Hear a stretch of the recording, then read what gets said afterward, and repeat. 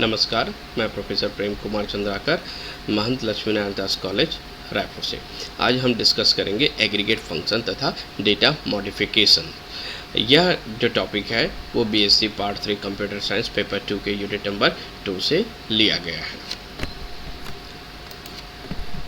इस entire lecture में हम डिस्कस करेंगे सबसे पहले एग्रीगेट फंक्शन का, फिर एग्रीगेट ऑपरेशंस का, फिर देन आफ्टर हम डिस्कस करेंगे डेटाबेस मॉडिफिकेशन का। तो सबसे पहले हम देखते हैं aggregate function. Aggregate function are those function which take the collection of value as a input and return a single value.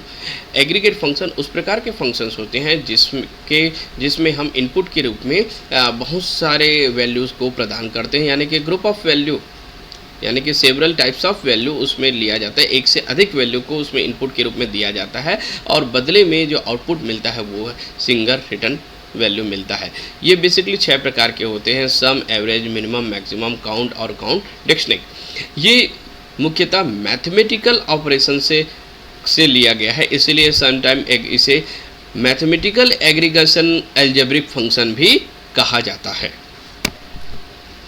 तो सबसे पहले हम डिस्कस करते हैं सम फंक्शन का उपयोग।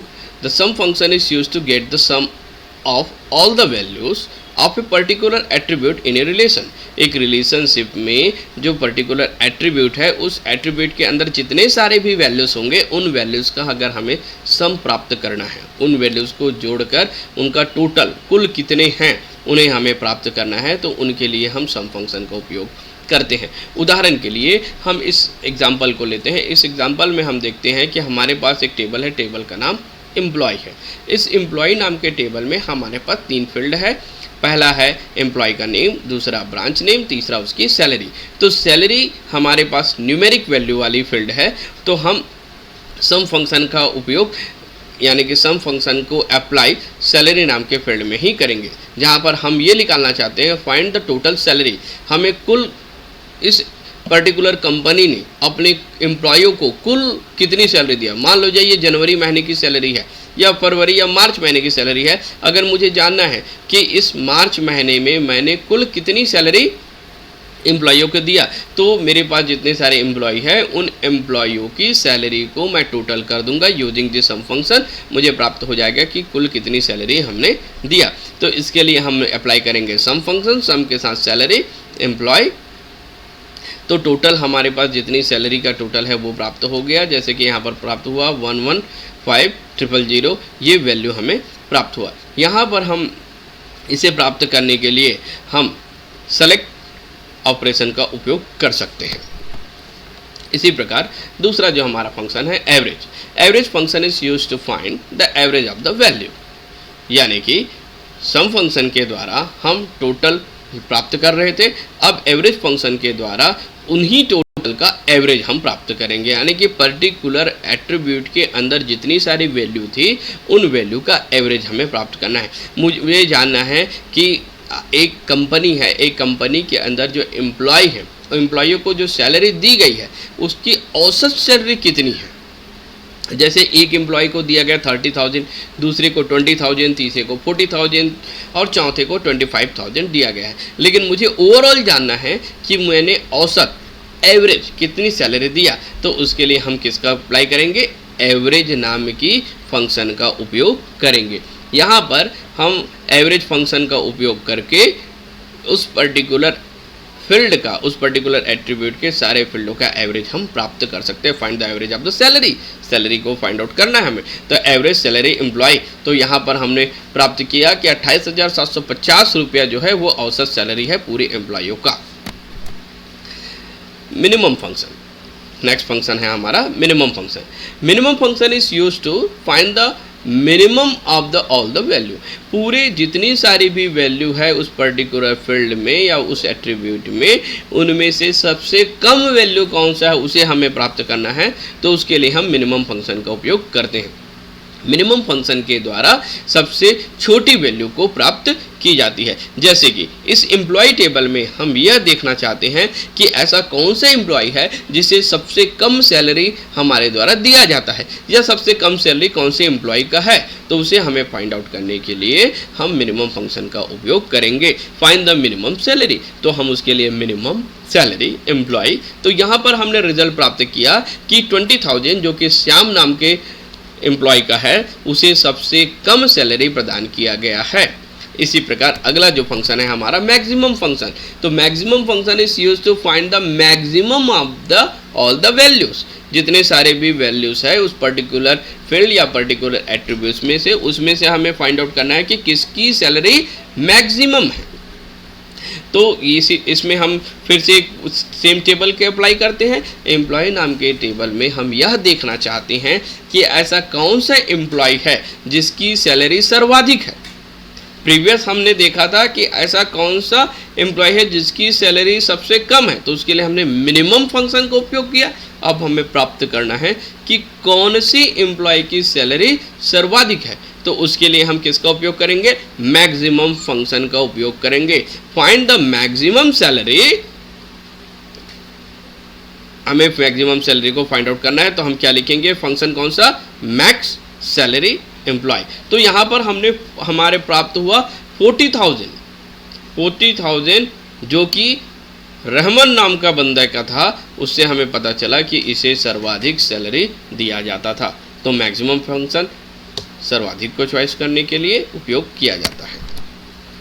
Count, the count function is generally used to count the number of tuple in a relation. उस relation में कितने टपल्स है उसे काउंट करने के लिए काउंट फंक्शन का उपयोग किया जाता है। यानी कि मुझे जानना है कि मेरे कंपनी में कितने एम्प्लॉय काम करते हैं, कि एम्प्लॉय टेबल में हमें सर्च करना है कि नंबर ऑफ एम्प्लॉय कितने हैं, तो उसके लिए हम किसका उपयोग करेंगे, काउंट टेबल का उपयोग करेंगे। तो हियर यहाँ पर हम देख सकते हैं कि यहाँ पर हमारे पास राम, श्याम, रहमान और सुलेमान, ये हमारे पास 4 एम्प्लॉय हैं। तो इसका रिजल्ट कितना आएगा, 4। यानी कि काउंट टेबल का उपयोग करके हम उस पूरे टेबल के किसी पर्टिकुलर एट्रीब्यूट के फील्ड में हम देख सकते हैं कि कितने रिकॉर्ड हमारे पास प्राप्त है। जैसे कि मुझे यह पता लगाना है कि अभी तक मैंने कितने रिकॉर्ड एंट्री किया है। मुझे टारगेट दिया गया था मान लो जाए 80 रिकॉर्ड एंट्री करने का, लेकिन मैंने सीरियल नंबर नहीं दिया 1 2 3 4। तो इस कंडीशन में मुझे जानना है कि अभी तक मैंने कितने रिकॉर्ड एंट्री कर लिया है। तो उसके लिए मैं किसी भी एक फील्ड पर काउंट फंक्शन को अप्लाई कर दूंगा, तो वहाँ से मुझे प्राप्त हो जाएगा कि अभी तक मैंने कितने लोगों का एंट्री किया है। तो काउंट फंक्शन उस फील्ड में नंबर ऑफ कितने टपल्स हैं उनको बतलाता है। Count distinct, count distinct function का उपयोग काउंट फंक्शन की तरह ही होता है, यह भी सेम रिजल्ट देता है। यानी कि ये भी काउंट ही करके बतलाएगा, परंतु अंतर ये है कि ये डुप्लीकेट वैल्यू को रिमूव कर देता है, इग्नोर कर देता है, ignoring the duplicate value. The count distinct function is used when we want to count but, particular attribute को हमको काउंट करना है बट इग्नोर द डुप्लीकेट। जैसे कि इस हमारा जो टेबल है, इस टेबल में देखते हैं कि हमारे पास ये हमें ढूंढना है कि इस एम्प्लॉय टेबल में जो एम्प्लॉय डिफरेंट ब्रांच में काम करते हैं, तो मुझे ये जानना है कि एक पर्टिकुलर सिटी में उस कंपनी के कितने ब्रांचेस हैं।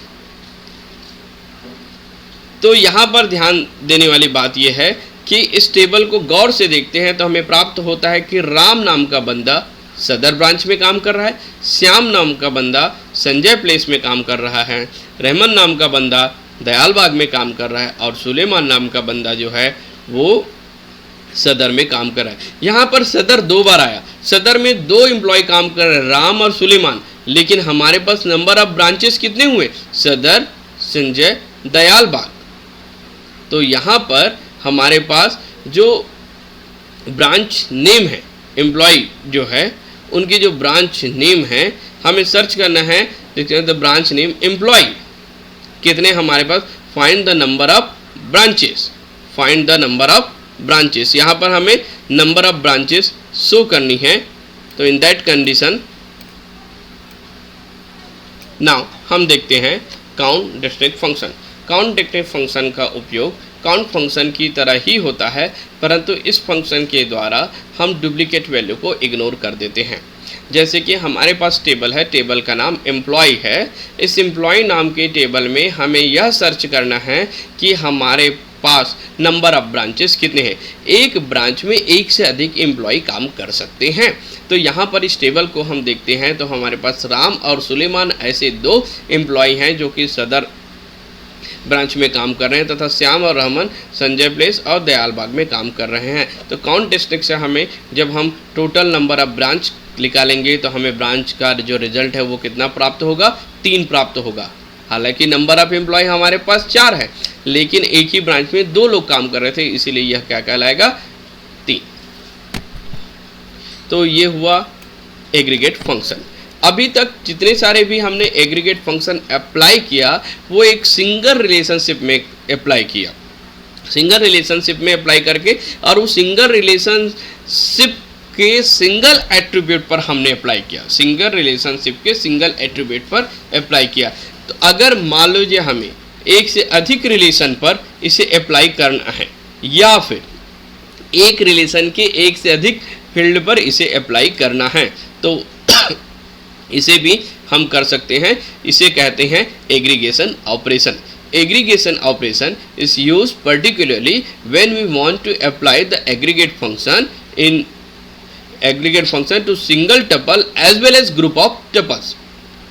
Group of tuples में अगर हमें अप्लाई करना है तो इसके लिए हम इसका उपयोग कर सकते हैं। Aggregate function can be applied on subgroup, the row in a table rather than on all the rows of a table using and denoted the symbol giga. जीगा symbol से इसको, जीटा सिंबल से इसको रिप्रेजेंट किया जाता है। For example, इस example में हम देखते हैं कि we want to find the total salary of the full time employee branch wise. It can be specified at follows. हम उसको पर्टिकुलर एम्प्लॉय को सर्च करना चाहते हैं। Find the total salary of employee full time employee branch wise. It can be specified as follows.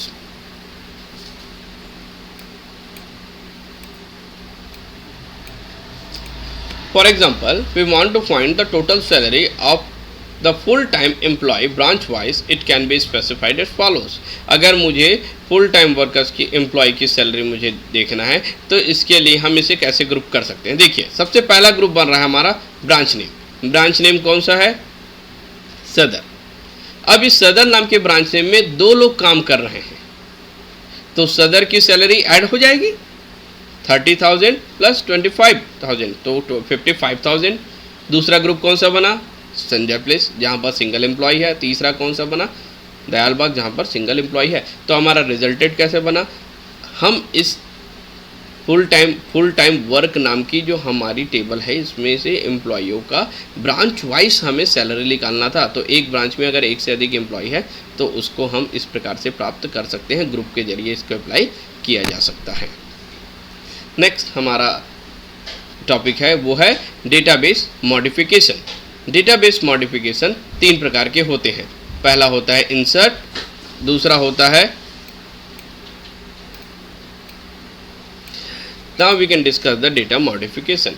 Data modification 3 प्रकार के होंगे, data insertion, deletion and updation.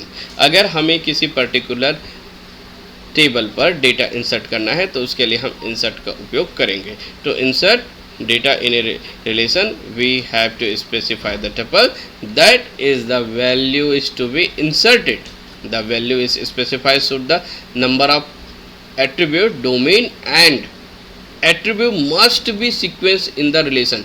Attribute जो भी हम इंसर्ट करेंगे वो उसी सीक्वेंस में होगा जिस सीक्वेंस में टेबल के एट्रीब्यूट का फील्ड बना हुआ है। अर्थात अगर टेबल में सर्वप्रथम बना हुआ है टीचर का नेम, उसके बाद सब्जेक्ट, उसके बाद उसकी सैलरी, तो हम उसी सीक्वेंस में इसमें रखेंगे। यहाँ पर ध्यान रखने वाली बात ये रहेगी, जो वेयर केयर 2 में या वेयर केयर में या कैरेक्टर डेटा टाइप में जिसे लिया जाएगा उसे हम डबल कोट से दिखाएंगे डेटा को, और जो न्यूमेरिक डेटा रहेंगे, नंबर्स रहेंगे, उसको न्यूमेरिक में सीधी तरीके से दिखाएंगे। जैसे कि हम सिंटेक्स में देखते हैं कि आर वो रिलेशन है जिसमें वी वैल्यू हम इंसर्ट कर रहे हैं। तो यहाँ पर एक टीचर नाम का फील्ड है, इस टीचर नाम के फील्ड के अंदर हम वैल्यू इंसर्ट करें। जैसे टीचर का नाम प्रेम, जो DBA सब्जेक्ट पढ़ाता है, जिसकी सैलरी 50,000 है।